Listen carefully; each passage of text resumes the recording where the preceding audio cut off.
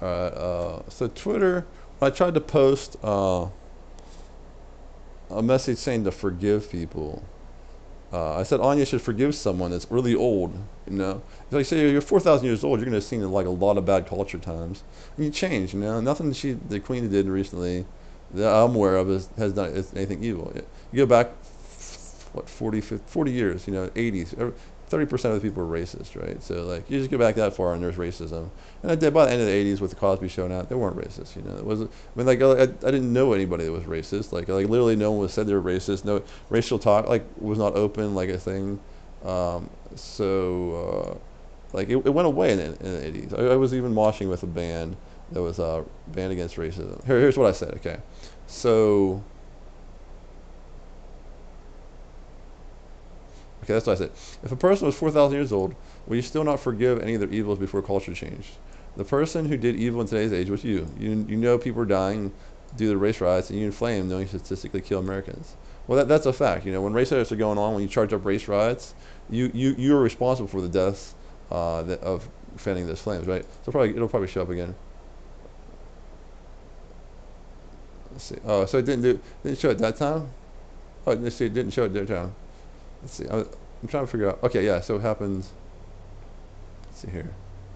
Where's the reply? So, like last time I posted that. So it just went to my major thing, right? So let's watch here. I'll go put her. I'll go down to on this Anya girl. Okay. This girl. So she says she's doing damage control really hard.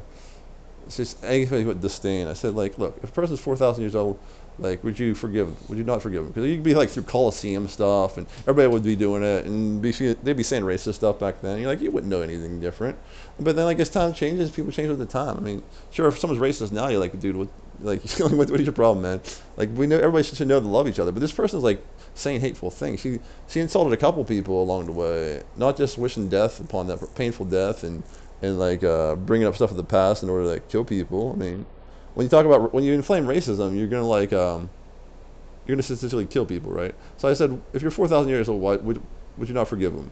Because she's dredging up stuff for a 92-year-old woman. She's been through a lot of times, and just go about 40 years has been nasty. So watch what happens when I hit reply. Something went wrong. Let's give it another shot. I said, no, let's not. Let's see what she has. You violated Twitter rules or range of enforcement. It's they're saying forgiving people is against the law. This yeah.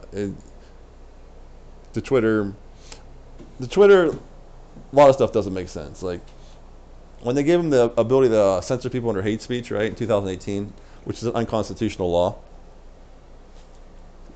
they censored me immediately. I had a tweet that said, "God is love, Jesus loves you. We should all love each other," right? And you know, it's just me, but like they censored under hate speech. And I mean, it's just me, but like if I say everybody should love each other, that's the definition of maybe love speech, like the opposite of hate speech, right? But here I'm saying to forgive people, and Twitter's like, no, no, no, no, no, no, no, you can't say forgive people. It's like, I don't know, man. We live in a really real world, real, and love's still the way, man. I'm a Carnegie Mellon alumni who was beaten up by police. And when Carnegie Mellon found out that I was beaten up by police and I did nothing wrong at all, they was just random. I got hit by someone who knew the cops, and the cops didn't like me, so they just beat me up on the ground. I fought back a little bit because actually I fought back a lot because they threw me on the ground immediately. I exited the car and they like throw me immediately on the ground. I'm like, what? Like and they started beating me. So I started fighting back because you know when you're experiencing pain, you want that pain to stop. I got beat up pretty bad. I got molested, sexually molested in the ambulance, which was like, you know, that's a trip, right? And then they anesthetized me. That's the last I saw that, you know.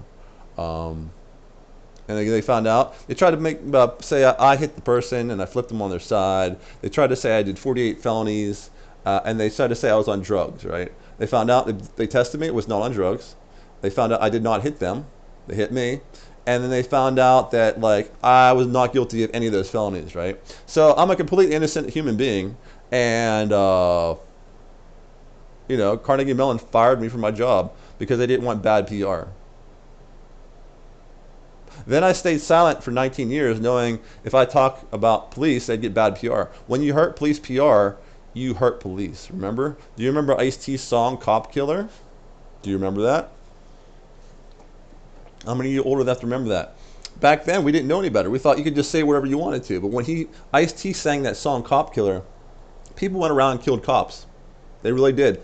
Cops got a bad PR, and cops were complaining about this song. Everybody thought it was funny. Cops were complaining. Then we learned later that that song drove people to such bad PR of police that they killed police, right? And because I knew that, I grew up during that time. I was like in my teens. I'm like, wow, I don't want to do that, right? Even though they beat me up, even though they fondled my genitalia and molested me, even though they made up a big sham story, even though they made it so I couldn't get a job because an accusation of a crime in America is enough to like not get you a job, right? Carnegie Mellon should have stood up behind me and goes, hey, this man's innocent. They should have said, even though this thing happened, there's nothing wrong with this guy. He did nothing wrong. He never got like anything wrong, man. He's not a criminal, right? And he was just a victim of police brutality. Instead of standing up for me for police brutality, Carnegie Mellon illegally fired me from my job. Like, I got kicked on the ground by the police, and Carnegie Mellon came up and kicked me way harder than the police did. Dude, like, check it out. Every year, you can have a police officer every year take me out of the car and kick me in the ribs or something, right? You can punch me in the face, grind my face in the pavement once a year. Don't make it so I can't get a job my entire life, dude. I've been 19 years. I'm 40, like in the half years old. I can't give the exact age because then people like scam your information. But I'm in my mid 40s and I have student loans because even though I'm a computer scientist, I've been coding since I was 3 years old. I got a near perfect SAT. I know I went to Carnegie Mellon to do research, even though I'm like one of the smartest people that went to Carnegie Mellon. All the people at Carnegie Mellon that saw me were like, Jim, you're the smartest person I know. Like, people around me, everybody says I'm the smartest person they know. And these are like the smartest people in the world saying I'm the smartest person they know. Like, example, rocket science problems, right? They're doing rocket science. It's not exactly an advanced class. It's just like the highest class in undergrad, right?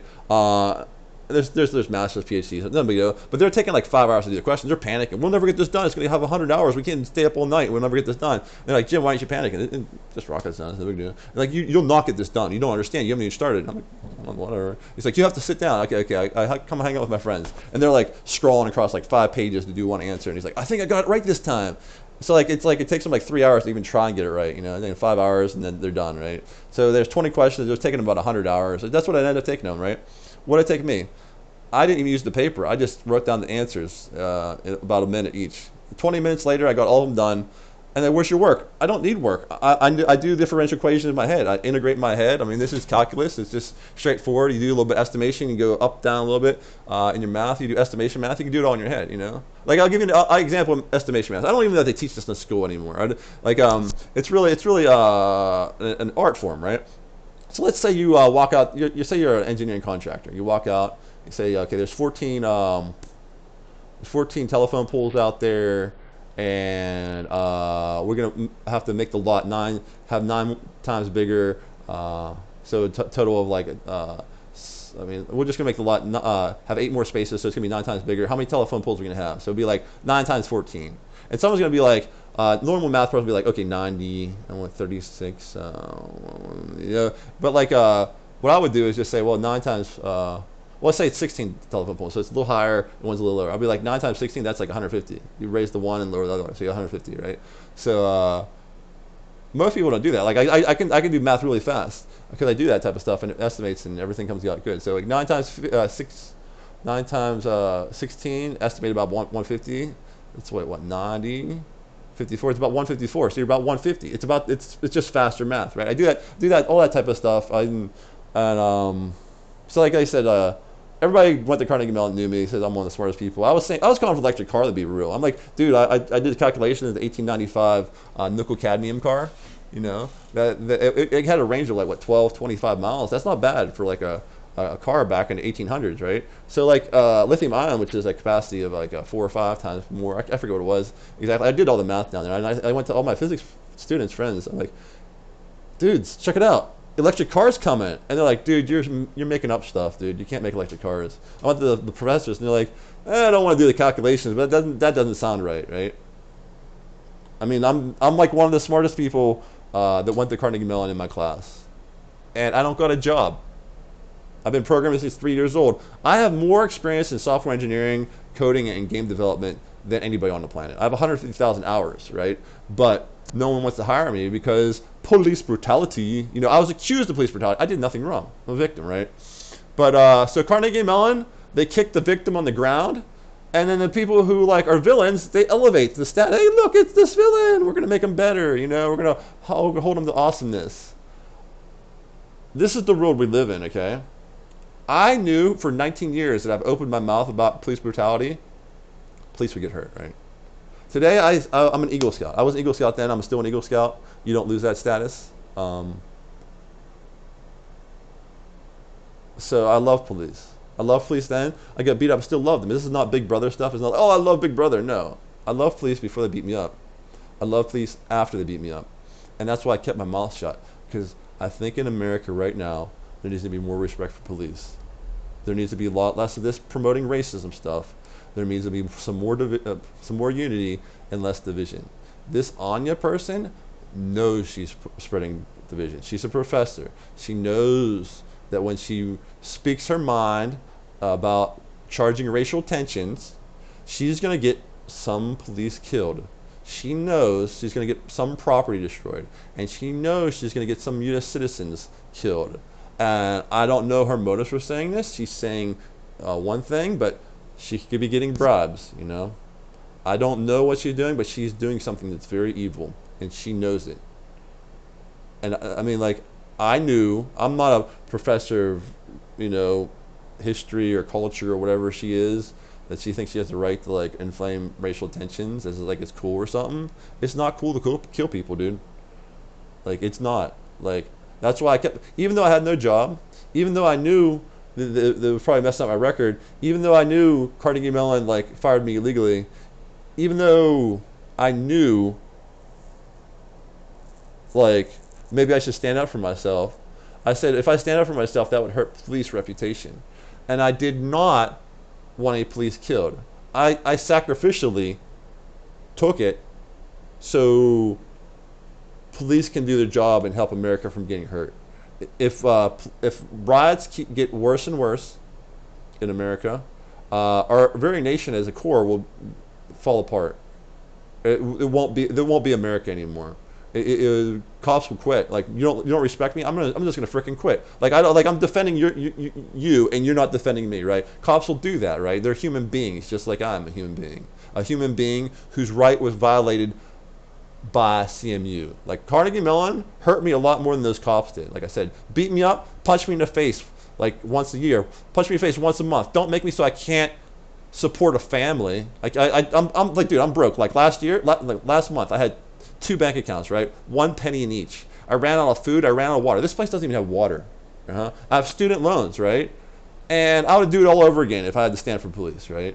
She is standing against police. She wants America destroyed.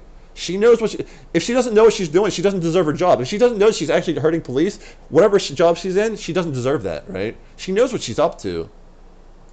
And like if you look at her tweets now, it's all damage control. Oh look, the students are behind me. Oh look, I'm this or I'm that, and these people just don't get respect. She's on damage control, man. She knows she did wrong. Anybody who's on damage control know they did wrong. And like she's a professor of whatever she's in. Like she should be smart enough to know that when you raise racial tensions during a nation that's falling apart because of racial divides, you know, I think it's astroturfed. You know, CNN, what they rub your nose in hate for a month straight, knowing that like one person died. Oh wow, one person died. I'm not denigrating one person dying, but 100 people die to police every day. Why all of a sudden we rub on your nose in hate for a month straight? Because they wanted to cause racism. They wanted to cause the race rise. Even Twitter did that, man. May 27th, 2020, the people were saying stuff out of the ordinary, you know? They're doing tweets just like Anya had. Right? Check it out. This is actually information that you should know.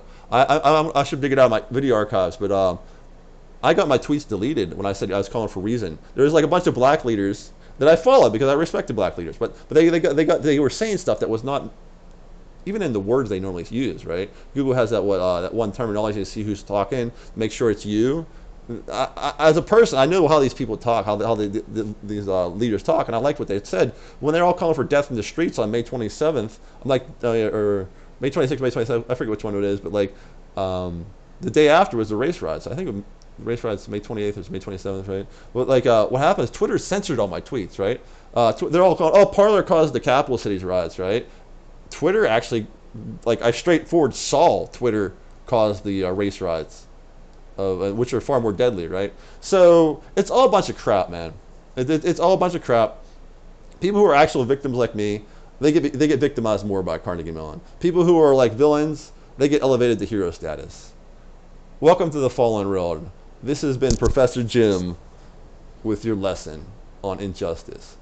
God bless. Love's the way, man.